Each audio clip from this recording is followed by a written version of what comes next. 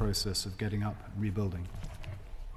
My Lords, following on from the question of the Noble Lord Robertson of Port Ellen, looking at today and looking forward in the days, weeks, months and indeed years ahead, I mean, it's obvious that people today are still suffering enormously from grief, from the uncertain living circumstances they find themselves in, from the injured who are still the medical services are struggling to provide treatment for. So I'm trying to get a grip on what contribution financially the UK government's made and what it might make in the future. So looking through the figures in this statement, there's 4.3 million to the White Helmets in Syria, 25 million to the humanitarian response, and 5 million that was the Seeds Fund to the Disaster Emergencies Committee. There's also talk of 429 tonnes of relief and medical teams. Can the Noble Lord the Minister tell me if that, in that 25 million, that includes the cost of that relief and the medical teams?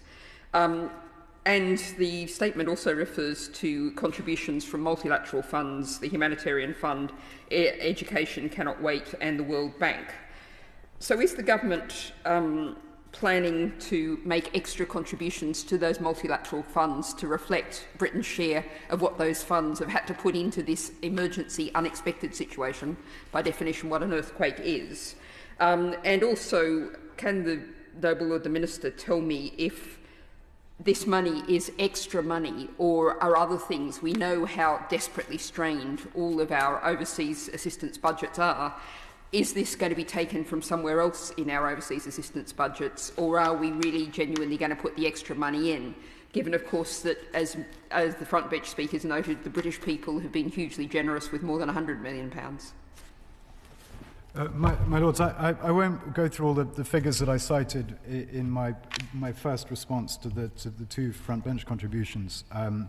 But I make a couple of points if I could. The first is that the UK, through its ODA, and notwithstanding the reduction from 0.7 to 0.5, and this House has a very clear view on that, and I certainly share the view that we need to return as quickly as possible to 0.7, but notwithstanding that reduction, a significant proportion of our ODA has always been put aside and effectively ring-fenced for humanitarian response. And the very nature of humanitarian crises is that they're not, on the whole, anticipated long in advance. That is what that money is for, and that is where the money is therefore coming from, which I think is exactly as it should be.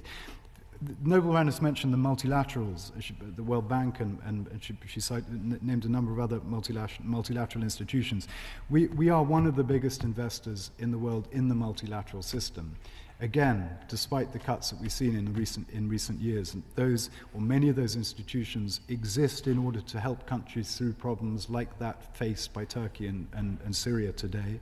Therefore, our contribution through the multilateral system is directly contributing to alleviating the crisis in both of those countries. And as we go through the figures in terms of our bilateral contribution to either organizations in Syria or the Turkish government, I think it would be wrong to discount the contribution we make through the multilateral system, which has been the major provider of support following the crisis.